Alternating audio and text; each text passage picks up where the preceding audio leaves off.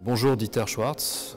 Vous avez été pendant 27 ans directeur du Kunstmuseum de Winterthur. Vous avez fait de très importantes et de très belles expositions qui ont marqué l'histoire des musées internationalement, je pense. Et vous avez terminé votre carrière par une grande exposition Fautrier que nous reprenons aujourd'hui au Musée d'Art moderne de la ville de Paris. Pourquoi ce choix? Pourquoi avez-vous finalement fait cette rétrospective Jean Fautrier? Bon, d'abord, il y a la présence de deux tableaux de Fautrier dans la collection du musée de Winterthur. Et il arrive que ce musée était le seul en Suisse qui possédait des œuvres de Fautrier du tout. Donc c'est une inspiration, on se demande ce que c'est. Ce sont des tableaux de la période noire et je voulais savoir un peu plus sur cette période. Puis il y avait la présence de Fautrier dans les collections allemandes, parfois aussi suisses, que j'ai fréquentées, et ce qui a incité mon intérêt. Et de plus en plus, j'ai commencé à apprendre. Puis il y avait la grande exposition parisienne ici, au musée, il y a 29 ans, que j'avais vue et qui m'avait tout de même assez bouleversé parce que c'était un artiste qui faisait des choses qui étaient un peu en dehors de ce que je connaissais de l'école de Paris de l'après-guerre. Comment est-ce que vous expliquez l'attrait qu'exerce Fautrier sur les artistes, sur les historiens d'art? C'est un artiste tout à fait à part et qui produit une certaine fascination. Je pense aussi qu'il y a plusieurs types d'artistes qui s'intéressent à Fautrier. En Allemagne surtout, il y a le côté expressionniste de la période noire qui a beaucoup intéressé Baselitz par exemple, et dont il a repris vraiment des éléments dans sa peinture. De l'autre côté, il y avait l'abstraction tardive de Fautrier qui a intéressé Gerhard Richter, ce qui est peut-être surprenant, mais c'est très vrai. Donc cet artiste a parlé aux autres artistes par l'unicité de son œuvre, par ce qui la rend un peu à part des mainstream du XXe siècle. Est-ce qu'on peut le comparer à un autre artiste du XXe siècle? Pas formellement, seulement par sa démarche. Comme Fautrier défie un peu la situation donnée quand il entre dans le monde de l'art, dans les années 20, où il y avait la modernité déjà établie. Lui, il défie cette modernité. Il dit « je ne veux pas être cubiste, ni surréaliste, ni dadaïste, ni post-impressionniste. Je veux faire quelque chose d'autre. » Il ne savait pas quoi faire.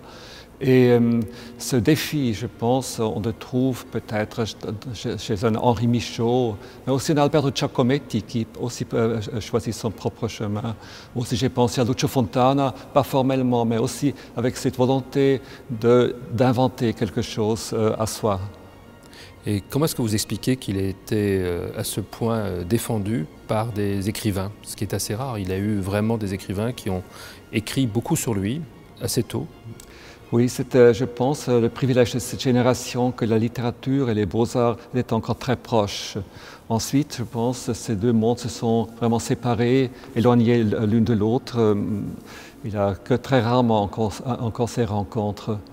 Mais je pense que l'œuvre de Fautrier est construite d'une rhétorique visuelle qui correspond à cette rhétorique de la parole qu'avait surtout cultivée Pollan, par exemple.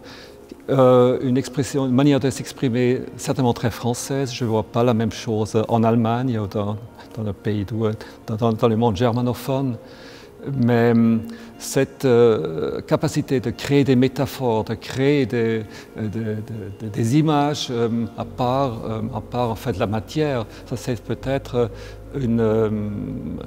quelque chose qui vraiment appartient à sa génération. Au-delà de la matière, qui est très présente dans l'œuvre, et ce qu'on voit surtout peut-être dans la deuxième partie de l'œuvre, à partir de la fin des années 30, début des années 40, il y a aussi la question de la lumière. Enfin, on a le sentiment que c'est quelqu'un qui a une dimension presque à la Rembrandt, c'est-à-dire qui essaie de valoriser ce qu'il représente par une mise en évidence de la lumière. Oui, et de même, c'est très intéressant que Fautré ne prend pas le chemin qui peut-être sera tout naturel en France de suivre le post-impressionnisme Matisse et de chercher la lumière dans la couleur. Mais comme il a passé son adolescence à Londres, je pense qu'il a beaucoup vu Turner et que les effets de lumière de Turner du début du 19e siècle l'ont vraiment imprégné, l'ont donné une inspiration de chercher la lumière ailleurs que dans cette évidence impressionniste qu'on connaissait en France. Et est-ce que vous parliez tout à l'heure de l'unité qu'il y avait dans l'œuvre? Comment vous la définiriez, cette unité, qui va finalement d'œuvres très réalistes au tout début, quand il a 24-25 ans, à des œuvres presque abstraites, mais qui, je crois, ne sont jamais totalement abstraites? Oui. Il y a il s'attache à la réalité. Ça, il le garde de son naturalisme extrême du début jusqu'à la fin. Il déclare qu'il n'y a pas d'abstraction sans un morceau de réalité qui doit subsister. Sinon, ça devient vide.